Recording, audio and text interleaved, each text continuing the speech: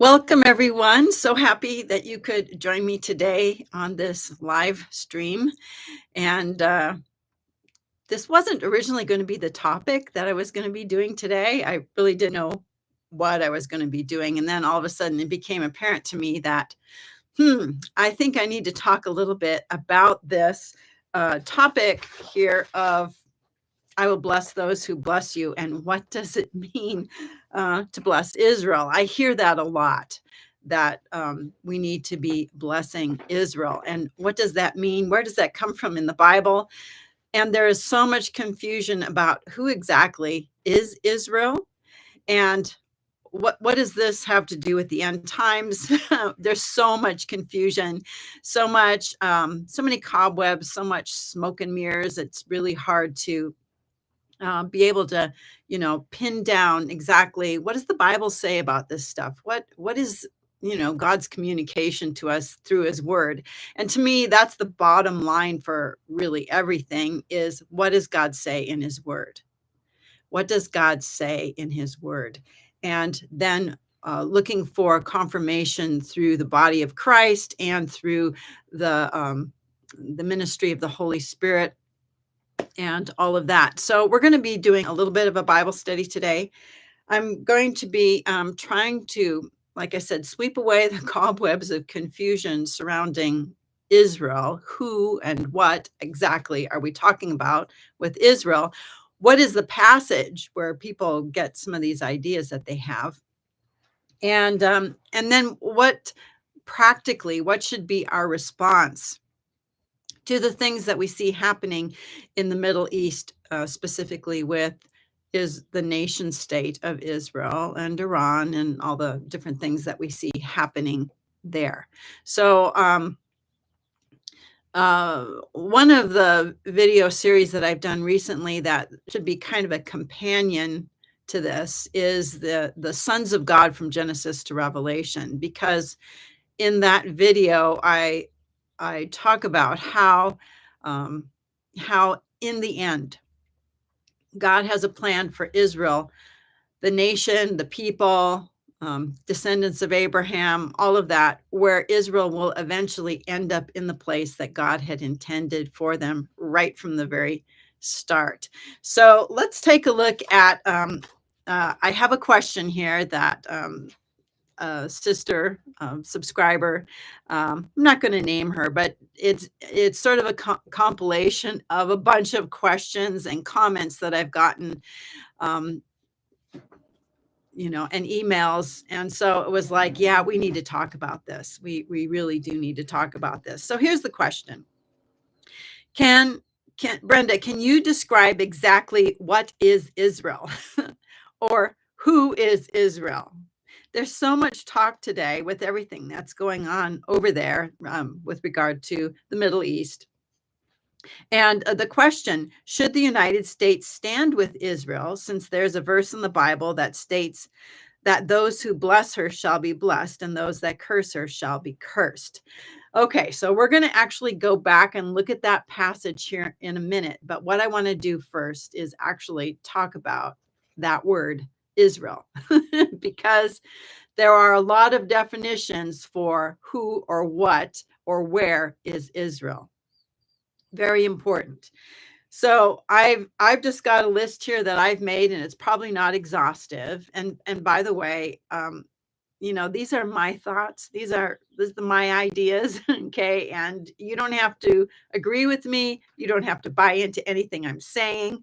Everybody needs to do their own homework. It's helpful when people like me and other people on YouTube get out there and present an idea, but then it's your job to listen to that and to see where there might be some flaws or something you can add to the discussion. So the focus of this live stream today is on I will bless those who bless you. Okay, and we're going to talk about this, what this means biblically, and try to, like I said, get things cleared up. So welcome to everybody who's joined me today. Really appreciate having you all. It's such a blessing to be together and to just encourage one another, all the more as we see the day drawing to a close. We can see the day drawing near, and this present age is going to be ending. It's really soon. The messianic age will be beginning, and it's just really important to be together to encourage each other. So there are many entities that go by the name Israel.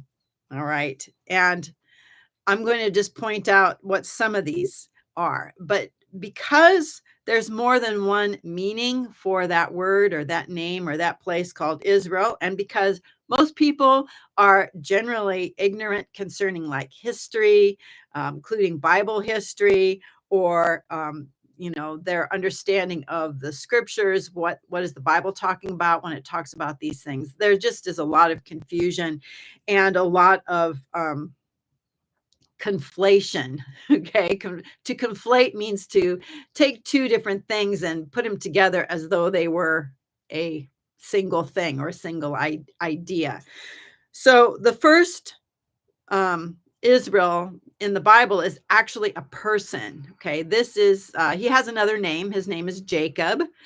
And Jacob got his name changed to Israel. So you have Abraham, then you have Isaac, and Isaac's son is Jacob. Jacob's name was changed to Israel. So he's the first person in the Bible known as Israel. And because Jacob had 12 sons, and they went down, eventually had to go down into Egypt because of a famine. They remained in the land of Egypt for like 400 years, and then they came out a great nation. So this nation that came out of Egypt in the Exodus is also called Israel. They are descendants of the 12 tribes of Jacob, 12 tribes of Israel. So when we speak about Israel, we're often speaking about descendants of the 12 tribes of Israel. And Peter actually quoted from a passage about blessing those who bless Abraham when he healed the lame man. And then in Acts, and he gave a sermon, Acts 3:25, he's speaking to the Jews at that time who were listening. And you are the sons of the prophets and of the covenant God made with your fathers when he said to Abraham, through your offspring, all the families of the earth will be blessed. So this is a passage that we'll actually be looking at here in a minute. And there's a lot of question right now about who are the physical descendants of Israel. Who are those physical descendants? And there are people who will talk about, people who were sort of amalgamated into the nation of Israel, the Ashkenazi Jews. We'll talk about, Khazaria and that sort of thing. And they're going to talk about Zionism and the Rothschilds and all of this, how basically people who we wouldn't really consider ethnically Jewish sort of orchestrated a nation state that's called modern Israel. So we're going to talk a little bit about that as well. But there's this, there are people who, take all of that information and just throw it out and say none of that's accurate. And then there are people who say everybody who's in Israel is Ashkenazi or they're part of Khazaria or all of that. None of that is true. It's always, always a mixture. That's how Satan operates right now. He mixes things up, and the harlot system is a mixture. It's a mixture of good and bad, of good and evil. It's a mixture of light and dark. Satan tries to get it all confused so that we're confused. So you have to understand that even in the nation state of Israel right now, there is a mixture of people who are true descendants of Jacob, of Israel, and going back to Abraham. And there are people who aren't.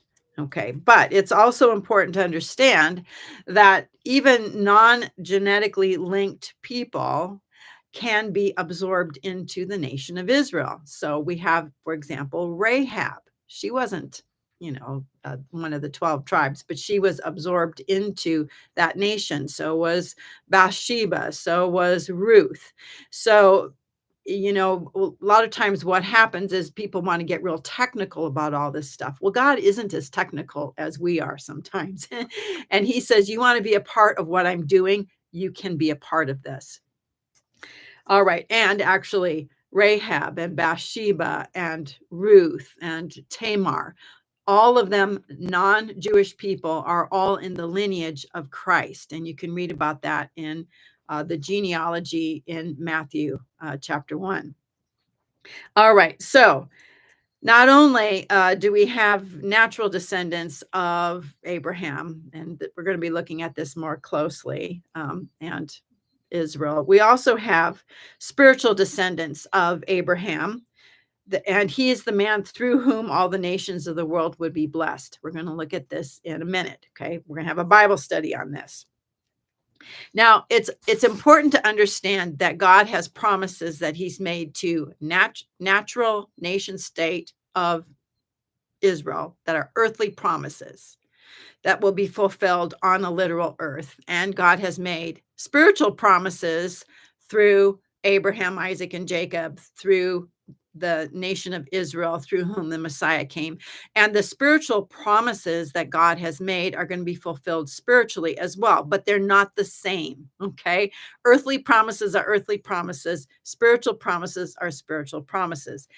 God had, I suppose we could say, originally intended that the Jews, when Jesus arrived, came at his first coming, that they were the literal offspring of Abraham, and then they were to receive Christ and as their Messiah, and then they would be grafted into spiritual promises as well. But they rejected him, right? And so God put them aside, put Israel aside, and turned to the Gentiles, or really anybody, Jewish or Gentile. If you wanted to live in the faith of Abraham, the spiritual promises, that was now open to you, because the sons of Abraham had rejected that. So believers have been grafted into the spiritual promises of Israel, but we haven't been grafted into the earthly promises. All right. So the earthly promises God made to Abraham, Isaac, and Jacob are going to remain earthly promises, and they will be fulfilled. Spiritual promises will be fulfilled as well. So I do have show notes that I'll make available after this Bible study today. So in the New Testament, Paul talks about how there are basically three races of mankind, right? He talks about Jews, which by that he means anybody from the 12 tribes, okay? He talks about Gentiles, and he talks about the church of God, okay? Jews, Gentiles, and the church of God. So if you are a Jewish person, okay, that is a race. If you are a Gentile, that is in God's economy, in the way God views things. Okay, he has his chosen people, and then there's everybody else. Okay, and then there is this new race of humanity in Christ. So Jews and Gentiles are melded together into one new man in Christ. Okay, so that's so when you look at how we're to think about ourselves, Paul says, Jesus was a man, through the nation of Israel, but we don't regard him that way anymore. And the same thing is true with believers. We don't look at ourselves as being Jew or Gentile. We are part of that new man in Christ. We're a new race of humanity. Okay. So, and there is a place in the scriptures where believers are called the Israel of God. Okay, we're talking about the spiritual promises that apply to us. So another Israel, in addition to people who are descended from the 12 tribes, or people, that first Israel, Jacob, who was actually a man, we have the current nation state of Israel. We actually have, if you want to go back into Bible days, we actually have where the 12 tribes of Israel after the time of Solomon were divided into two states, two nations. You have the northern 10 tribes of Israel, that's what they were called. And then you had the southern tribes of Judah, Judah and Benjamin.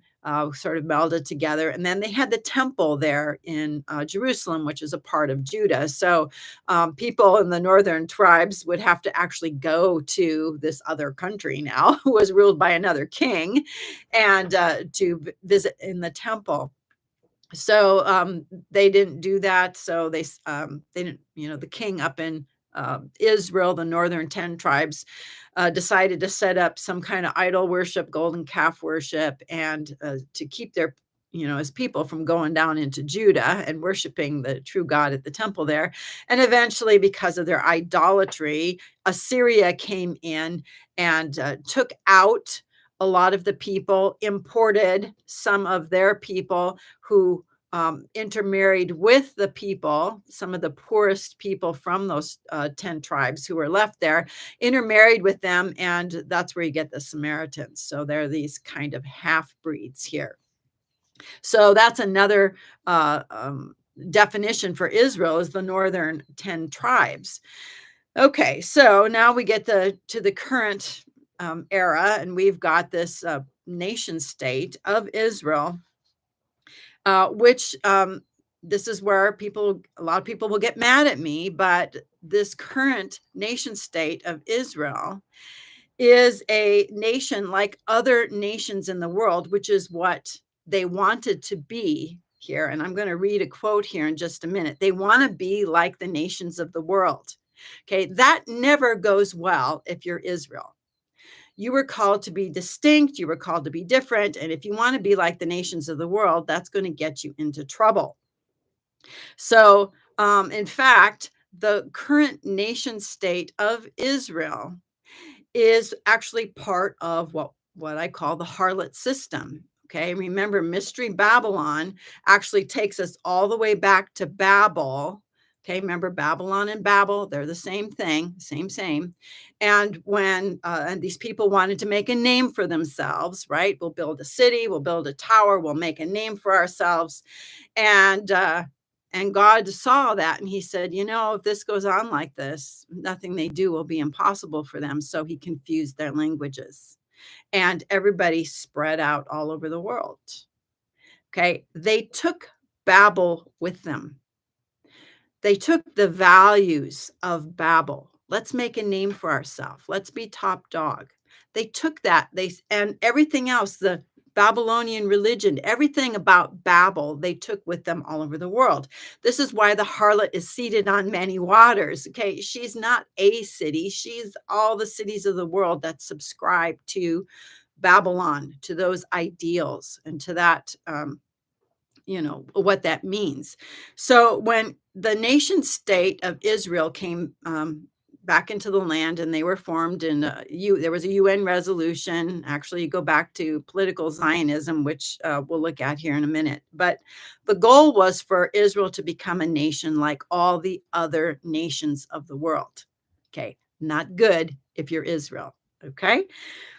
So the way that happened was through political means, through this political, what we call Zionism. And I'm just going to read you a little bit about Zionism, because we do hear that word thrown around all the time too. We're talking about Zionists and what does it mean to be a Zionist, and Zionism and all of that. So I actually got this little quote that I'm going to read to you from the ADL, American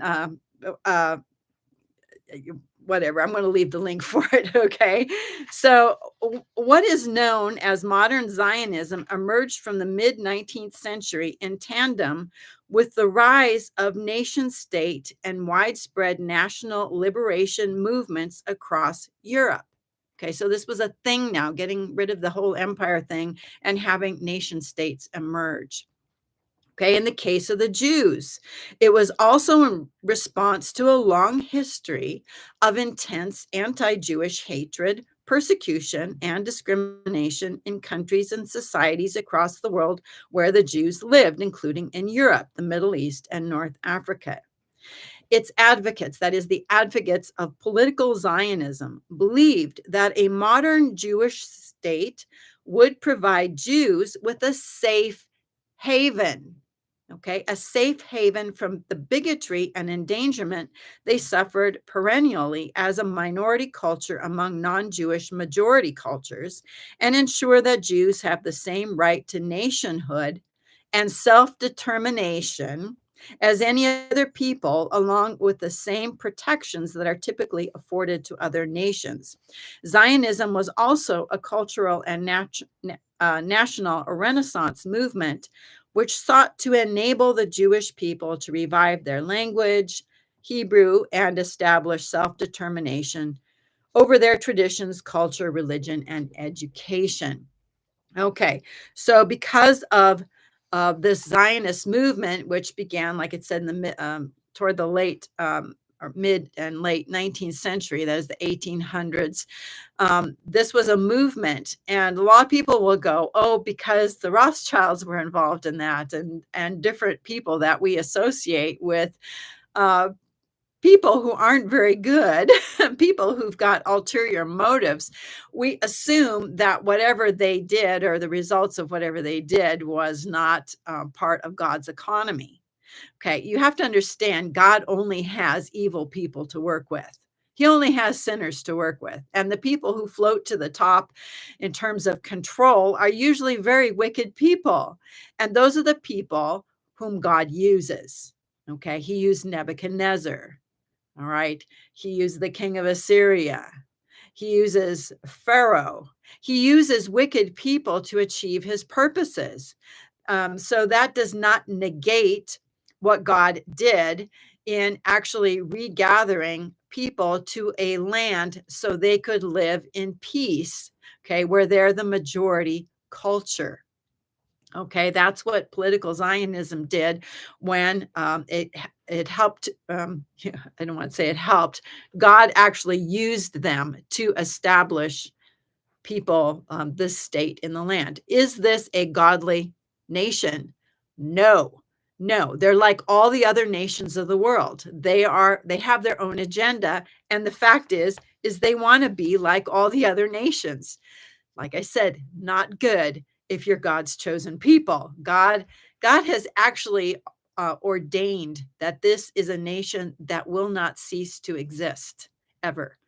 The nation, these people, and we're again talking about the people that God knows who they are.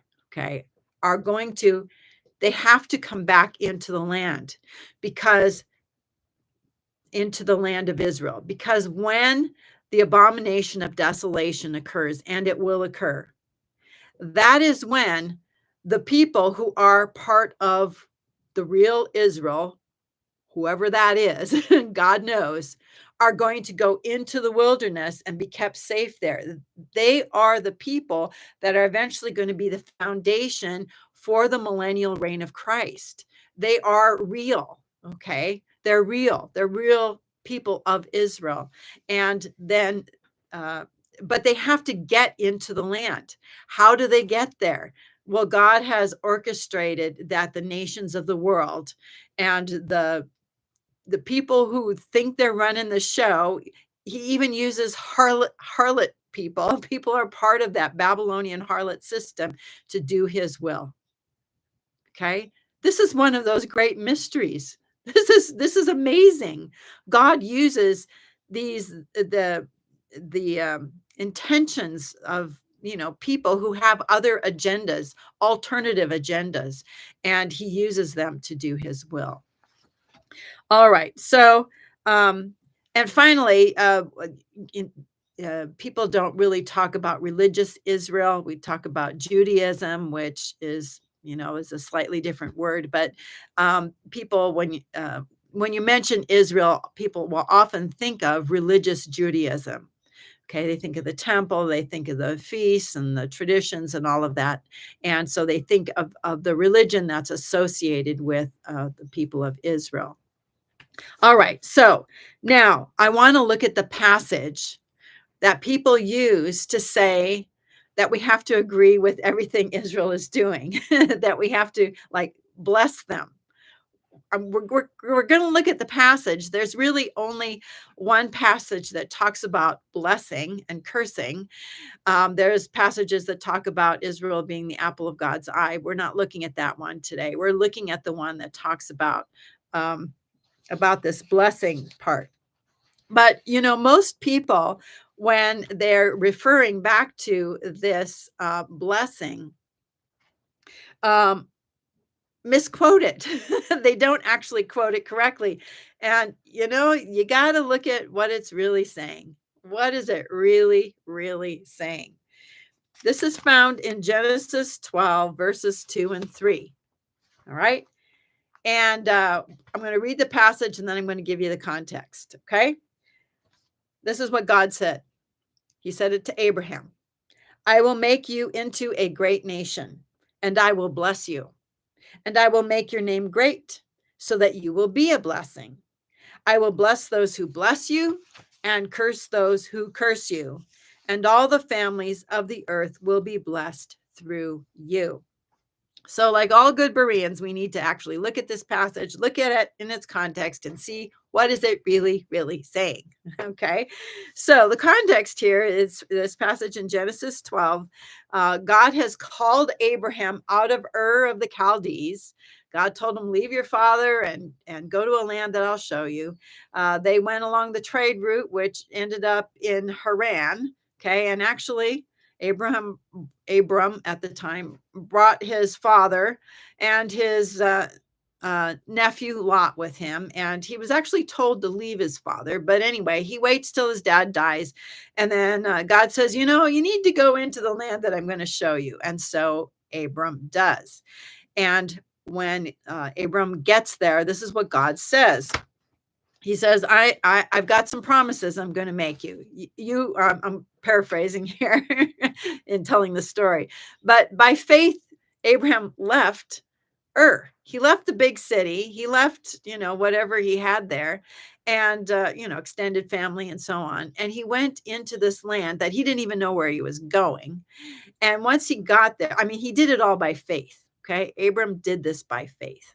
He's a man of faith. He's the father of faith. He did it by faith. And once he gets there, God makes 7 promises to Abram. The first one is he said he would make Abraham a great nation.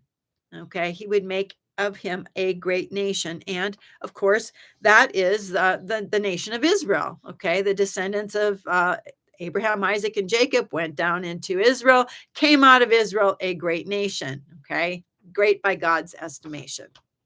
It wasn't because there's so many. It's just because of God's assigning greatness to the nation of Israel. They are his chosen people. So God made good on that, and he's continuing to make good on making from Abraham a great nation. Secondly, God promised to bless Abraham, and these were actual physical blessings that he gave Abraham. He had camels and, livestock and cattle and servants. He had hundreds of servants. He had everything except a child up until, the thing with Hagar. And then God says, no, that isn't the child I want to give you. I want to give you the child from your wife, Sarah. And, that son, Isaac, was the son of faith. He was the child of faith. And God did bless Abraham in so many, so many ways. The third thing is God promised to make Abraham's name great. Now, if you go back a chapter to chapter 11 of Genesis, that's where we have the story of the Tower of Babel. And these people who want to make a name for themselves, okay, they want to make a name for themselves. In chapter 12, we have God saying to Abraham, I want to make a name for you. I want to make your name great. And has God done that? Yes, absolutely, he has. Abraham's name is great, even today. The fourth thing is God promised to make Abraham so that he would be a blessing. Abraham was going to be a blessing, and he certainly has been a blessing. He's a blessing for people of faith, and his name continues to be a blessing, and a name by which people bless themselves. Yes, Joshua James, Abraham wasn't Jewish. There wasn't any Jews at the time. He was the person God called out of Ur of the Chaldees. So I suppose you could say he was a Chaldean, but we could also say that he was a Hebrew because he was a descendant of Eber, from whom the Hebrews came. The fifth thing is God said that he would bless those who bless Abraham. And number six, God would curse those who cursed Abraham. And we're going to look at that in a little minute here. And number seven, God said that all the families of the earth would be blessed through Abraham. And of course, if you look at Jesus' lineage, and we read his genealogy in Matthew chapter 1, it's Jesus' genealogy goes through David and then to Abraham. Okay. And it's through the Messiah, through Jesus, that all the nations of the earth would be blessed. So the promises that God had made, he didn't make them specifically to the nation of Israel. He made them to Abraham. He made them to a man. Okay. He made them their earthly promises, except for number seven, which is actually a spiritual promise too. Okay, because it's through the Messiah. The Messiah came of the lineage of Abraham, Isaac, and Jacob to fulfill earthly promises that God has made to Abraham, earthly promises to David. Someone would sit on his throne. There are earthly promises that earthly Israel will fulfill specifically in the millennium. And then there are spiritual promises that apply to spiritual descendants of Abraham who live by faith. Okay, because he's the father of all of those of faith. Okay, he was circumcised before Israel even existed. All right. Um, the promises made to Abraham were given to him before he even was circumcised. Okay, he's the father of Gentiles and Jews. All right, so um, if you want to read about Abraham's spiritual descendants, they're the ones who live by faith. And all throughout the New Testament, in Galatians, in the book of Hebrews, we learn about how, as believers who live and walk by faith, we are part of spiritual Israel, descended from our spiritual forefather of Abraham. Okay. But just because there are spiritual promises does not negate any of the physical promises God has made to Abraham. Now, when God said that he would bless those who blessed Abraham, does that extend to all those Israels we were talking about earlier? Okay, does that extend to the nation state of Israel? Does blessing Abraham mean that we're going to bless political Zionism? Does this mean that we're going to bless people who are, part of the Jewish religion who've rejected their Messiah? Okay, what does this mean? All right. What does this mean? So I'm just going to give you my condensed version of what I believe God was saying to Abraham in those promises. Okay. And remember, God is speaking to a man and giving this man, Abraham, promises. Some of the promises will pertain to his earthly descendants, and some will pertain to his spiritual descendants by faith. Two separate plans: the plan for the church, believers who are descendants of Abraham by faith, who've been grafted in because of faith. And then there is a plan that is for the natural descendants of Abraham. All right. So to bless Abraham means that we recognize that God is at work through this man. Okay. God is at work through Abraham. And in fact, all of the genealogies and stuff that we read about Abraham, and then the ones about Isaac and in the book of Genesis, and then the ones of Jacob and the 12 tribes, all of these are showing an ever expanding plan of how God is going to be fulfilling the promises he made to Abraham. Okay. We have to understand that the promises made to Abraham were actually in seed form at that time. And in fact, God had to keep expanding on these promises to Abraham because Abraham's thinking later on, God will say to Abraham, look, you're going to have offspring like the stars of the sky and like the sand of the sea. And Abraham goes, well, I don't see that happening. Eliezer is going to be my heir. I don't have any kids. And so he and Sarah just, you know, work up this plan to get, Hagar, and they get, Hagar gives birth to Ishmael. And God says to Abraham later, no, no, no, no, no. It's not works of your flesh here. You're not doing this. I said I would do this. I'm doing this. So there's a son of promise. That would be Isaac. Sarah. Okay. Abraham had to learn that Sarah would be the mother of the offspring through whom these promises would go. And so the details about the promises that God has made to Abraham here are ever expanding. Okay. And Paul continues to expand on them in the New Testament. And even Jesus talks about this. Um, not so much the blessing those who bless you, but the cursing those who curse you with regard to the plan. Okay, to bless Abraham is to bless God's seed plan, his plan in seed form through Abraham. It says, I'm in alignment with what you're doing, God. I believe that you're going to use this man and his descendants to be a blessing to the world. Now, God said that he would curse those who curse Abraham. Now, I'm just going to read this passage of scripture, and it probably will kind of blow your mind here, but the curse on those who cursed Abraham extends to Jewish people.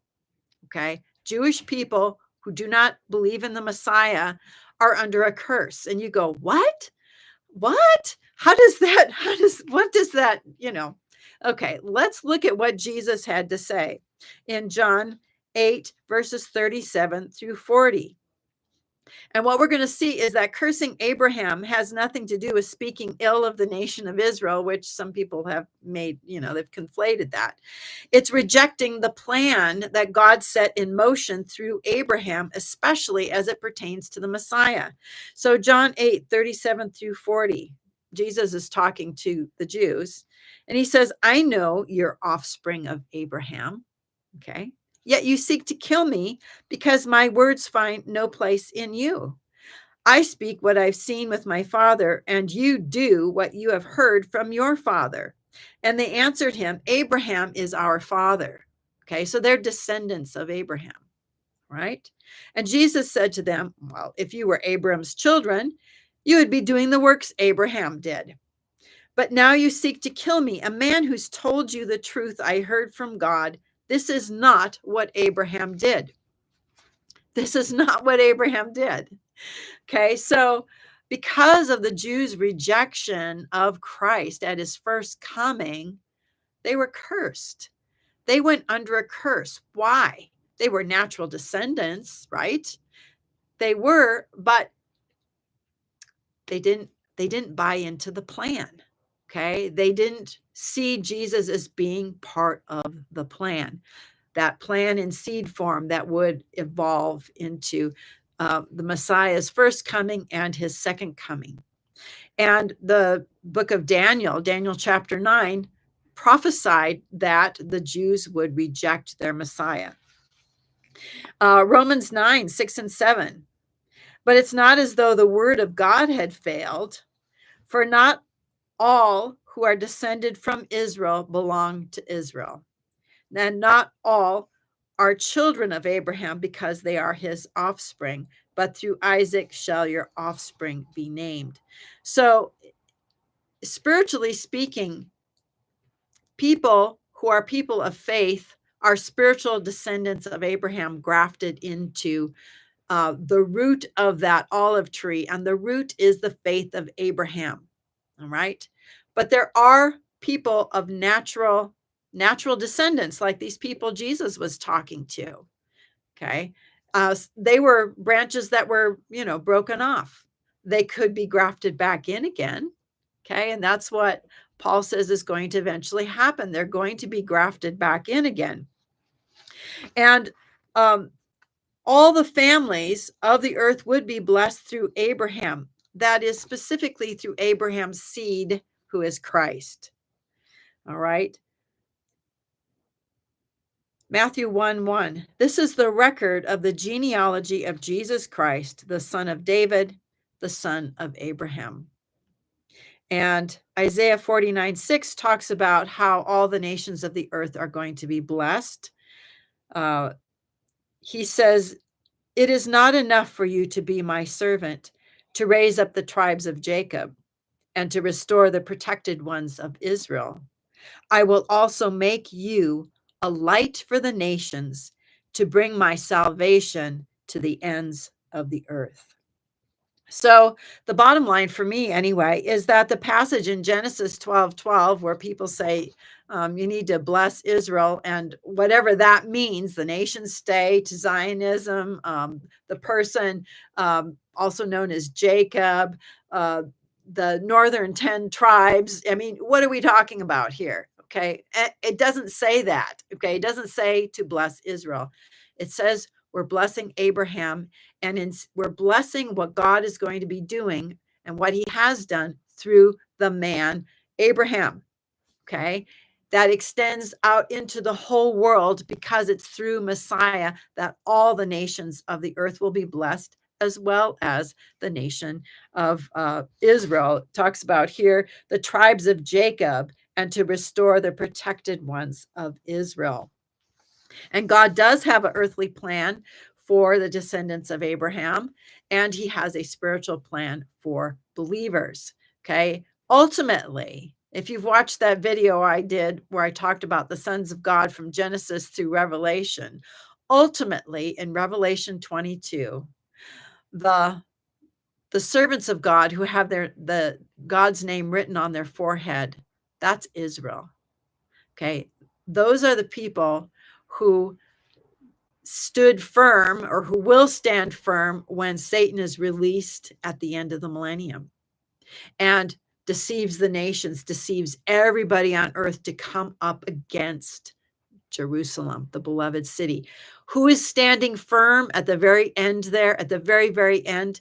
It's Israel. It's the people who are brought out of, that tribulation, brought out of the wilderness, who formed that new kingdom that over which Christ is going to rule, the revived kingdom, the true Israel, the earthly descendants who are going to follow Jesus, and they will continue to be loyal to him all the way through, up through the millennium. And even when Satan is deceiving the nations, Israel will remain true to the Lord. And because of that, they're going to be elevated into that position of sonship that we hold now, while we are brought into the position of the bride.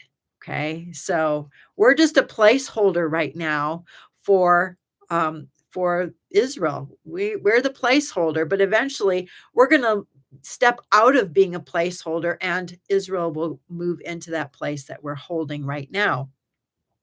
So the bottom line, I think the real question that people are asking is, how are we supposed to respond to what's going on in Israel or in the Middle East right now?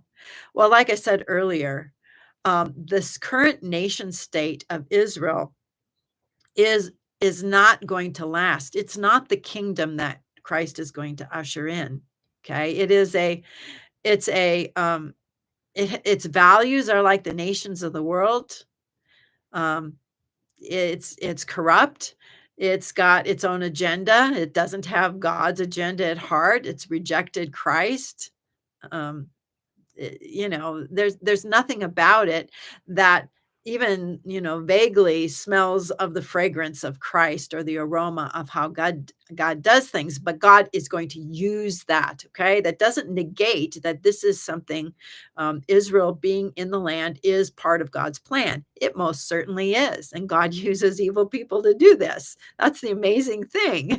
That's the you know That is the amazing thing. So, um, what we need to do as believers, we need to actually look at these things from a spiritual vantage point. Okay. We don't want to look at things from a worldly vantage point because that isn't helpful. That what we're looking at right now that's taking place is something that actually has spiritual ramifications. All right. In Ephesians 6:12, this is what Paul says.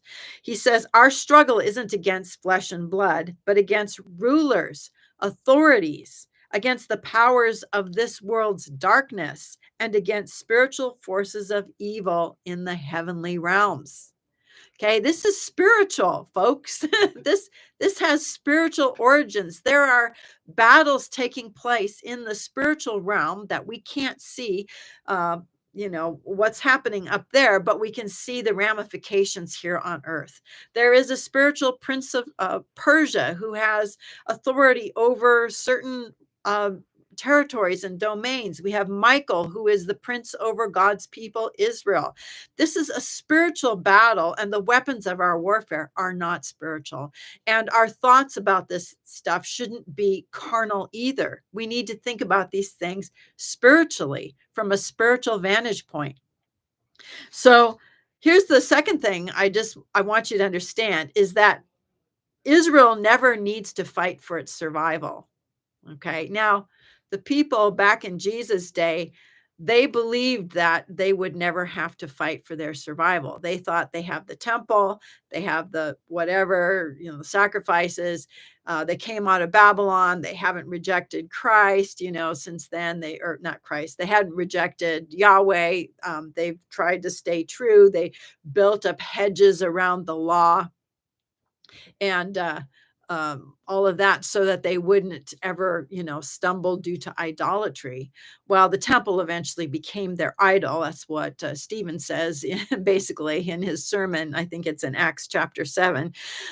The people living in that day the Jews living at that time thought they would never be evicted from the land again. They thought they were doing everything right.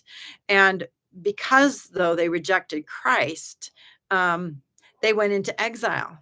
They were dispersed. To be removed from the land was the worst thing really that could happen.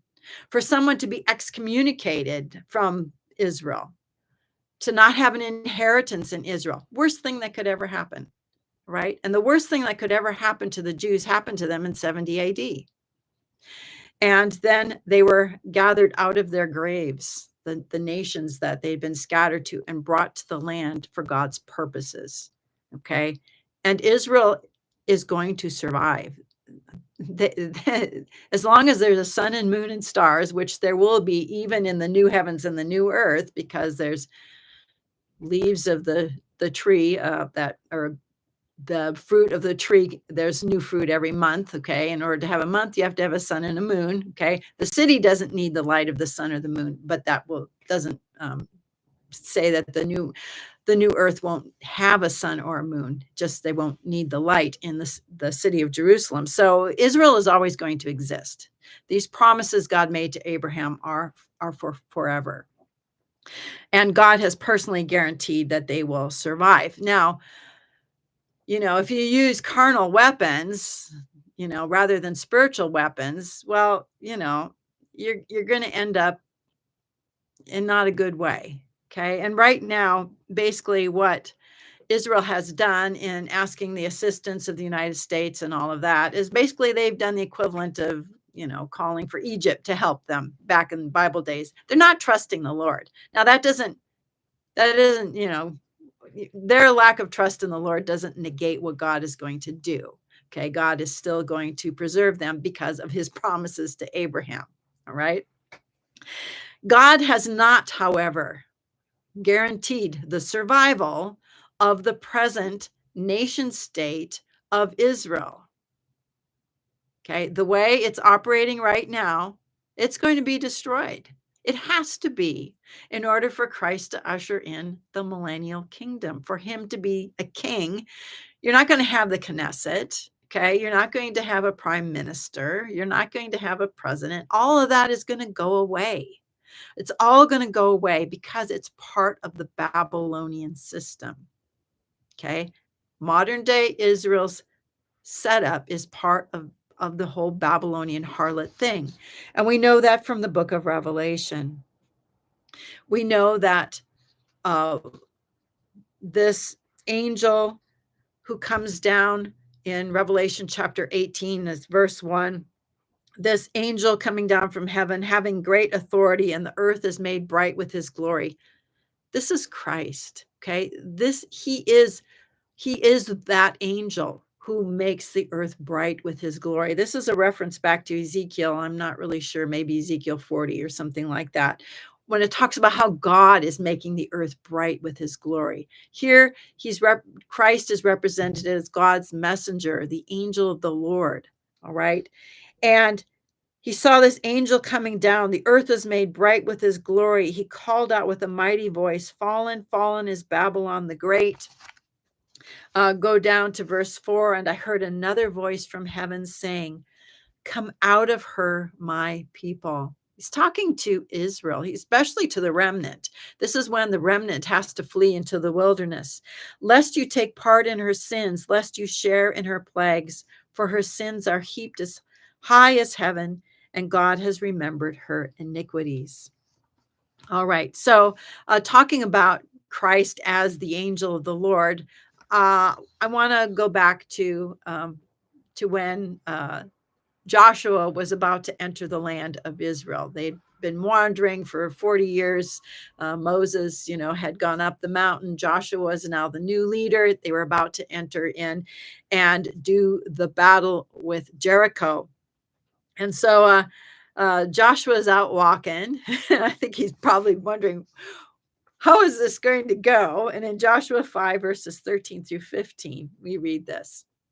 "When Joshua was by Jericho, he lifted up his eyes and he looked, and behold, a man was standing before him with his drawn sword in his hand." Okay. And Joshua went to him and said, "Are you for us or for our adversaries?" Okay. So he's actually seeing the angel of the Lord. This is a pre-incarnate uh, uh, appearance of Jesus, appearance of Christ. And in Exodus 23, verses 20 to 22, this is what Moses said. But God said to Moses to tell the people, "Behold, I send an angel before you to guard you on the way and to bring you to the place that I have prepared. Pay careful attention to him. Obey his voice. Do not rebel against him, for he will not pardon your transgression, for my name is in him." Okay, God says to Moses, when you go into the land, you have to obey the angel. My name is in him. Okay, remember at the burning bush, there was the angel of the Lord who appeared in the burning bush, and his name was Yahweh. That's Jesus. It's God. The angel of the Lord is Jesus, who is God. Okay. So Joshua saw this man with a drawn sword. "Are you for us or are you for our adversaries?" And verse 14 of Joshua 5, and he said, "No." He said, "No, I'm not for you and I'm not for your adversaries." He said, "I am the commander of the army of the Lord, and now I have come." And look, here's the thing. You're not for Israel and you're not for Iran. You're not for the United States. You're not for anybody. Okay. No, the answer is no. Are you for earthly Israel? Are you for whatever? No, the answer is no. The answer is you are for the living God. That's who you're for. Right? We're on the Lord's side. Okay. We're agreeing with him in whatever he does. We're not taking the sides of any country or any, group of people. We're not thinking about this carnally. We're thinking about this spiritually. Spiritually. Okay. We're on the Lord's side. We agree with whatever the Lord is doing. Whatever he's doing and however he's doing it, we agree. That's the way it should be done. We know that God uses evil frail, sinful men and women to move his agenda forward. Okay. But we don't have to bless um, evil when it's taking place. We don't necessarily bless evil men. We don't bless people who reject Christ, right? What we do is we bless God. We're on his side. We agree with him and his agenda, however he does it. And when it comes to what's happening in the Middle East, I say, God, your will be done. May your agenda move forward. May whatever you want to have happen, happen here. I bless what you're doing, God. I bless your plan. Right?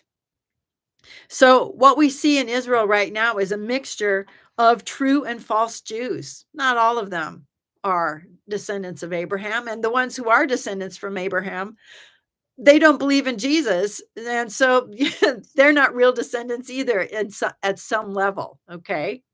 Eventually, some of these people will agree that Christ is their Lord and Messiah. And when they cry out to him, he will return and they will be part of an earthly kingdom that God has promised. There are Jews who are Jews by religion, uh, but they're not Jews by human descent from the 12 tribes. There are some who are Jews by the fact they've been absorbed into the nation of Israel, like Rahab, Ruth, and even I think Caleb. There are false Jews who say they are Jews, but are not because they deny Jesus is the Christ. And right now, the national state of Israel seems to be depending on Egypt, that is America, and not on God for their security. They're depending on their military, their Mossad, their international connections, everyone and everything but God. Although that's not a blanket statement, I'm sure there are people there who are depending on God. So that is basically my analysis of this situation. And I think this is what the Bible teaches. And I'm going to go back all the way up to the beginning of the chat here and see if I see any questions in caps. They're the ones that I can see. And the other ones are a little hard to read. Okay, Jody H. Is the Abraham Accords the peace treaty spoken of in the Bible, or is it something completely different? So I'm not sure what peace treaty you're referring to. I think you're probably talking about someone who's confirming a covenant.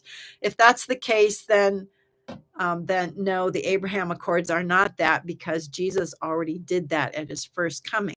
But the Abraham Accords may be a piece of the puzzle. I think they are part of the puzzle, a piece of the end time events that are leading to the end time scenario.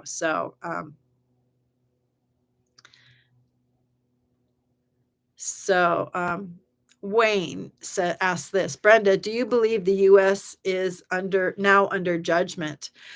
Um, well, we're it's hard to answer that question. Okay, so the United States, a lot of people think that we are, we've always been a Christian nation. We were here by, because Christian people came over and settled here and so on. And yeah, maybe with the Pilgrims and Plymouth Rock and some of that. But when you get to the founding fathers, most of whom were Masons, and when you get to look at Washington, D.C., how it's laid out, we've been sitting under the sword of Damocles for 200 years because we aren't really a nation under God. Okay, not really.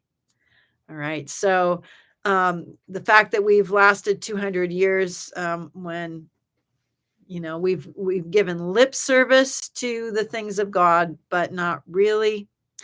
The United States is not going to survive this either. It's going to be destroyed. All the kingdoms of this world are going to be destroyed. All of them will be judged. All of them. Okay, that's what the destruction of Mystery Babylon is all about. And that Mystery Babylon, the harlot who sits on many waters, the nations of this world must fall so that the beast can bring in his kingdom, and there will be nations that align with him. They're survivor nations who will align with the beast. But in the end, when Christ returns, they are going to fall as well. So the United States, under judgment, um, the wrath of God is revealed at one level, according to Paul in Romans chapter 1, when he just gives people over to do what they're going to do. And then you actually end up bearing the fruit of, walking your own way. Okay. And so is that judgment? Well, it's if you sow bad seed, you're going to end up with bad fruit. And then, where does that get you? Okay. Jacques Turgot.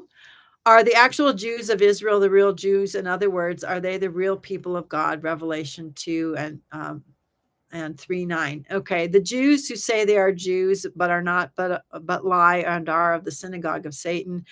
This is going to be especially applicable during the end times. Okay, now the word Jew is used rather symbolically, actually, in the book of Revelation, because we have people who are of Israel, of the 12 tribes of Israel, who will come to faith in Christ. And the ones who are Jews are ones who do not have faith in Christ. Okay, so we're not talking necessarily about Judaism here. We're talking about people of Israel who either believe in Christ or who don't. All right. So I've in my letters to the 7 churches, I talk about that in greater detail.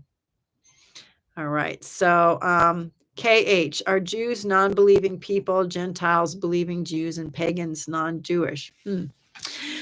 Okay. I think I probably answered that question when I talked about all the kind of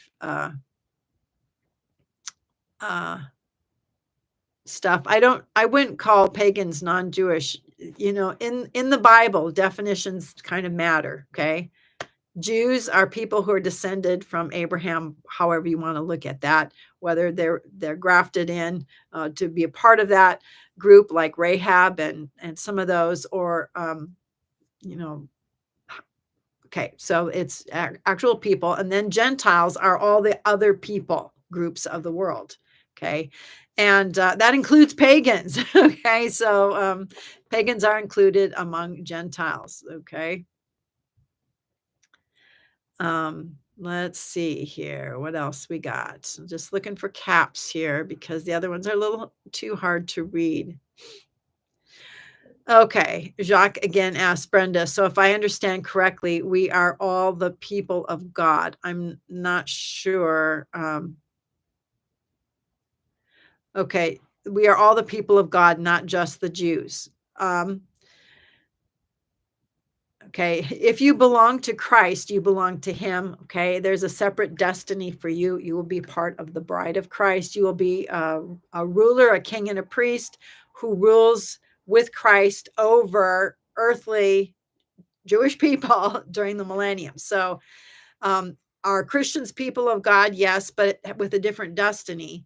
And Jewish people also have a different destiny, even though they belong to God. And in fact, the whole world belongs to God. Okay. So, but there are different destinies for different people. And I've actually touched on that a lot in my videos because it makes a difference who you are and where you're going. Okay.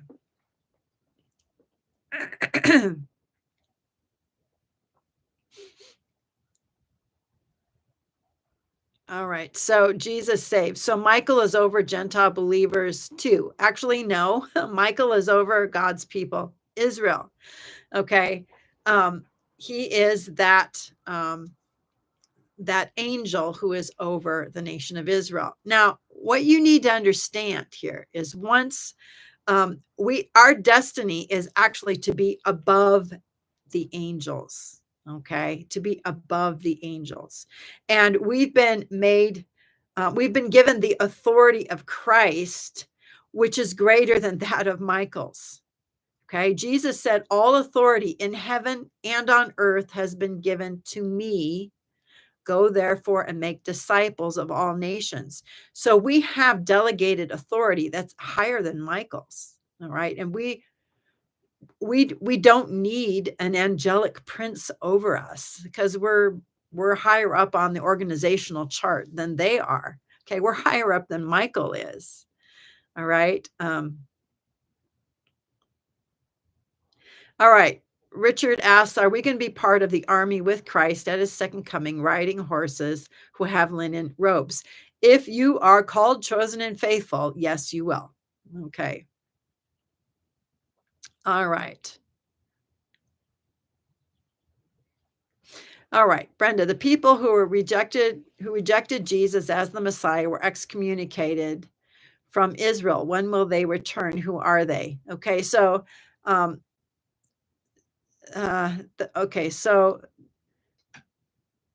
that's a little bit of a difficult question to answer because the people who rejected Jesus as the Messiah, some of them actually repented of that and believed in Jesus as their Messiah.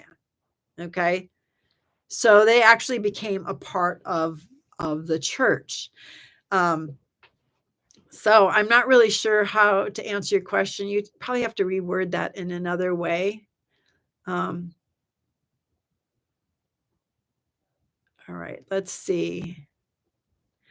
Um, Christian asks, will I please touch upon the 5-month period between the rapture of the firstborn and the abomination and what will happen to believers that weren't faithful? All right, so yeah, I'll touch on that. So once we're taken into heaven, we're raptured into heaven, we appear before the throne of God. All right. And we offer up prayers of incense, Revelation chapter 5. We're praying for the people on earth. Okay. And then in Revelation 8, we learn that the angel takes that incense, throws it on the altar, or puts it on the altar, and then takes the censer with fire and casts it to the earth. Big earthquake. And trumpets 1 through 5. Boom, boom, boom, boom, boom, boom, boom. Okay. The fifth trumpet is the one that where an angel, a fallen angel, by the way, not one of God's angels, but a fallen angel is given this job to take the key and open up the bottomless pit prematurely. Okay. Giving a jailbreak to those spirits who are in the bottomless pit, to those angels, Apollyon, who's one of them. Okay. And remember, according to Jude, the angels who sinned are going to be judged at the great day. The great day is the day of the Lord. Okay. When Christ begins his millennial kingdom, he's not going to have these guys around. They're all going to be put in the lake of fire. Okay. But they're released prematurely. They've got 5 months. And what they're going to try to do is find a body, okay? Because only people who have an earth suit, descendants of Adam, can rule the world, okay? The dominion of the earth was given to men. Okay. In the beginning, they tried to corrupt it through genetics. And then when you get to Nimrod, he tries to do it through conquering. And it said Nimrod became a Gibborim. He became a giant. How did that happen? I believe through the indwelling of one of these fallen angels. Okay. And then he goes out conquering. And that's what the white horse rider does. So during that 5 months, if you haven't been faithful, if you hadn't endured, if you haven't overcome, you're not going to rule and reign with Christ. Paul talks about this. Part of the inheritance is ruling with Christ, and you have to be faithful to do that. Okay. It's not enough to be saved. You actually have to be faithful, called, chosen, and faithful. All right. So during those 5 months, there are going to be believers who, live their own life. They lived however they wanted to live, and they're going to be left behind. Okay. And the things that are going to be happening are those first 5 trumpet things, including, all those, a third of the earth being affected by all those things from coming from the sky and the volcanoes and all of that. And the other thing that's going to happen is the first 4 seals are going to be opened of famine and wars and pestilence and all of that. People are going to be living through this, including believers, and this is going to last for a period of time. Okay. And eventually, people who were lukewarm are going to get really on fire, and the 144,000 are going to be here. Hopefully they will stay on fire for the Lord. And then there's going to be 10 days of tribulation. And this is will be right around Passover time during that 5 months, after we're gone, will be right around Passover time.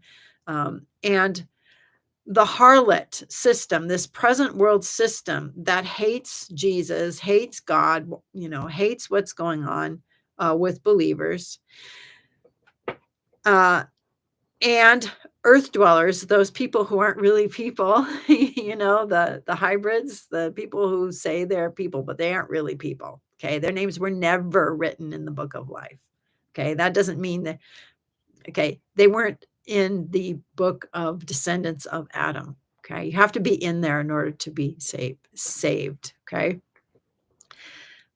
Between the harlot and the earth dwellers, they're just going to do a purge of Christians. And the thing is if you lay down your life, willingly lay down your life for the Lord, you will be resurrected, given your white robe in heaven. Okay. You don't need a robe unless you've got a body. And in the fifth seal martyrs, we're told, will be given a white robe.